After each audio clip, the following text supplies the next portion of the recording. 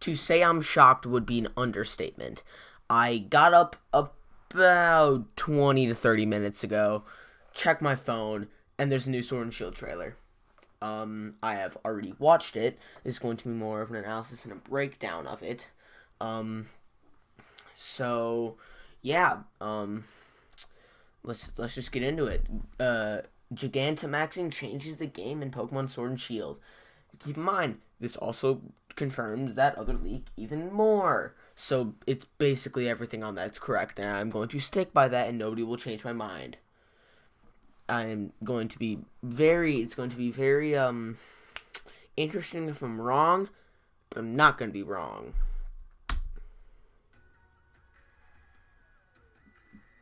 So here we see the trainer walking into the gym. Fireworks. We also see a lot of other trainers walking into the gym at the same time, which seems interesting. Then we have this guy. He looks like a very fancy dude, like he's very rich. We'll see him later. He's waving out to the crowd. And then we see Alcremie. Fairy-type Sweet Veil very much reminds me of Swirlix or Slurpuff, but that is fine. I know there are going to be people who complain that it looks like that and that they're running out of ideas. Dude, not every single Pokemon is going to be exactly unique. It is way harder than people think it is to make a Pokemon. Way harder. So here we see it in battle. It's using a move. Then we have Yamper, which we've already seen. It's got the ability Ball Fetch, which I believe is going to be something like Pickup. See it using Tail Whip. Then we have Roly-Coly, the Rock type, Steam Engine, and Heat Proof. Steam Engine is a brand new ability. I feel like there's going to be a lot of people who say that this Pokemon is boring or looks like Geodude, but dude, I think this thing has the potential to evolve into a badass final evolution. Like, seriously. Steam Engine, this is going to be a Rock and Steel type. The one I don't know if you guys have seen Mr. Buddies making a England-based region. He did one, and the pseudo evolution was a steampunk machine with one eye, and this very much gives me vibes of that, which is very cool. Is it going to be the same thing? Who knows, but it very much reminds me of that.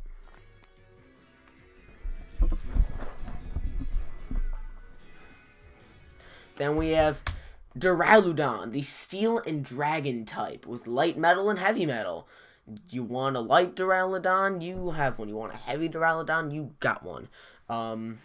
I believe this might be only the second Steel Dragon since Dialga, and I love Dialga, so that's very cool. This thing could very well easily be on my team. Its design, honestly, is pretty interesting. Looks a bit more on the wacky side, but I'm not against that. It looks very unique. Again, love the typing. The name to Duraludon, we see it fall. We see it go onto its on all fours as well, right here. So there's that. We know it can do that. It looks a lot like a cannon to me. Then we get more about the gym challenge. We see people. The music's really cool as well. Then we have Champion Leon. Then we have Chairman Rose, who seems like he might be the one to give you an endorsement, because I remember from the leak there are endorsements in this game. This is a lot like real life, according to that leak, how you need to get endorsement to be able to take on the gym challenge. You need to be advertisable, and this man is going to do it. Then there's her assistant, Oleana. I think it'd be Elena. Seems like definitely more on the sketchy side. They both seem kind of sketchy, if you ask me, but I'm gonna give him benefit of the doubt. Then we see the fighting type gym, and you're walking in, and then we see this trainer, who is Bea, the fighting type expert. And then the ghost type. And we see that her name is Alistair, the ghost type expert. But, actually, now I'm just going to go through the Tyler trailer first. So we see it Dynamaxed. I already forgot the name. Shoot. And then we see Gigantamax changes size and appearance.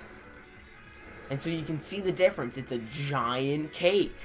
And this is actually, then we see a Gigantamax Dreadnought, Gigantamax Corviknight. This is actually something that I feel like Dynamax shouldn't have ever been in the game, and it should have just been Gigantamax, because this is fine. Like, this is cool. Could these just been Mega Evolutions? Sure. But at the same time, the reason they went with Dynamax and Gigantamax is so that every single Pokemon can be special or different and, like, strong in its own way. Like, no matter how many Pokemon are in this game, each one of them is going to have a Dynamax, and each one of them is going to have a Gigantamax, which means that if, let's say, there's 100 new Pokemon in this game, that's 300 models right there, right off the bat, not including animations for every single one of them. So honestly, I'm fine with Gigantamax. Dynamax, whatever. I don't really care for Dynamax that much, but Gigantamax is cool with me.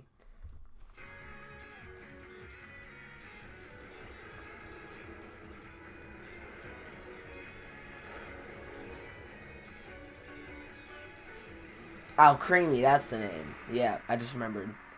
And that is it. So, some extra cool things that I noticed. If we go back here. So, we see how that's the fighting type gym. Okay, looks.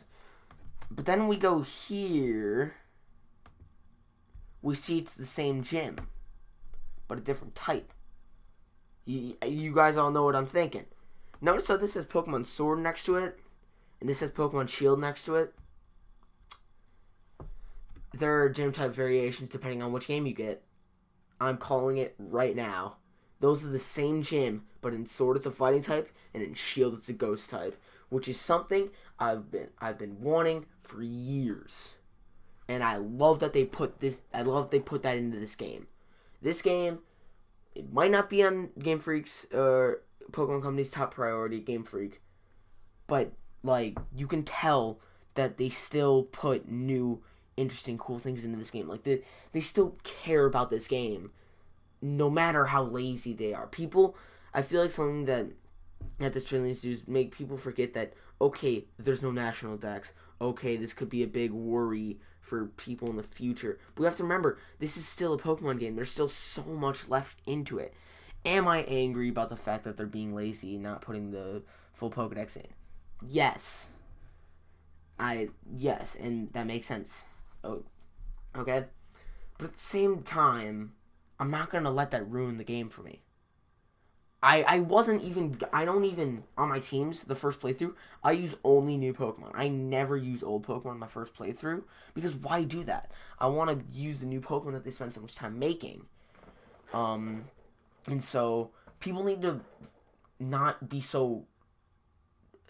care only about the fact that there's not the entire national dex in. Honestly, right now, it's not that big of a deal. Later on, it could be that big of a deal. Because this shows the way that that Game Freak is losing its grip on matter for the Pokemon Company. But like we need to remember that they are still they're still doing new and cool things, and we need to focus on those new and cool things. So at the same time, let's see. There could possibly be there should be 900 Pokemon by the end of this generation. Multiply that by 3, that's how many models they have to make, including all the animations. So that's already over 2,700 models plus all animations for each single one. That's another 900. So they're reaching like 2,800 models and multiple hundreds of animations. So that could get to the total of like 3,000 right there. And that On the one hand, you're like, this is a company. They're meant to do this. They should do that. But at the same time, they're not that big of a company either. Like, honestly, there are a lot less people working on this game than we think. And that's not just because they're not putting it as their top priority. Same thing for Town. Their A team might not even be 100 members, might not even be 100 members strong. And I know for a fact their B team isn't. And so imagine having to make 3,000 models divided by like 40 people maybe. Like, that's a lot of work for one person. And so I can kind of see where I can kind of see more of where that decision was coming from. Still miffed about the fact that that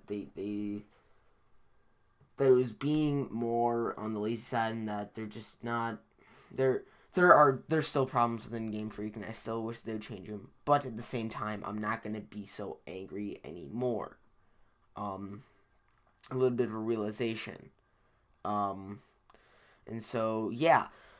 Either way, the fact that they have game specific gym leaders now, so cool. I love it. Love it. Something that I don't think every single gym will have. But I definitely think that these two will be that there will be at least for this gym, there will be variants. Because like, come on.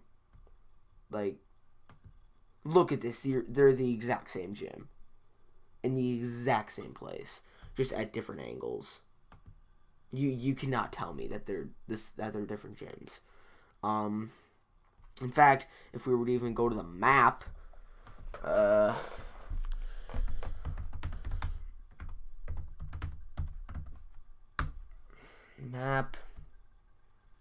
we were to even go there,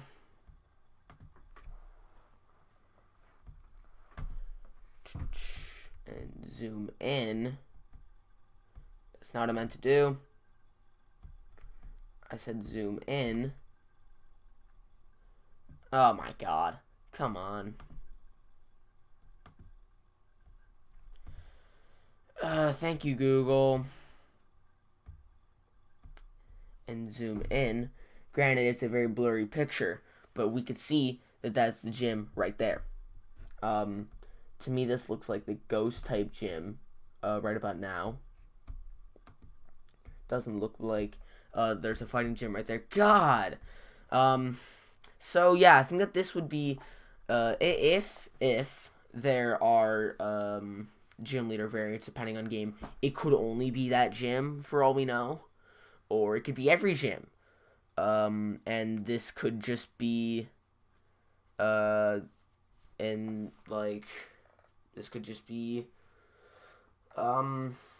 the shield map or something like that, which I highly doubt now thinking about it. I doubt that they would have variants for the grass and water gym, stuff like that. Hell, maybe I just can't see the fighting map on here and I'm blind. But yeah, if there were to be gym leader variants for every single gym, that would be so cool. So yeah, worldwide release November 15th. Still looking forward to this game, no matter what people say. And I'm still always going to be looking forward to this game. I'm still going to enjoy playing this game, and I hope that you guys are too. So with that being said, I've been Inferno. I'll see all you beautiful, lovely people again next time.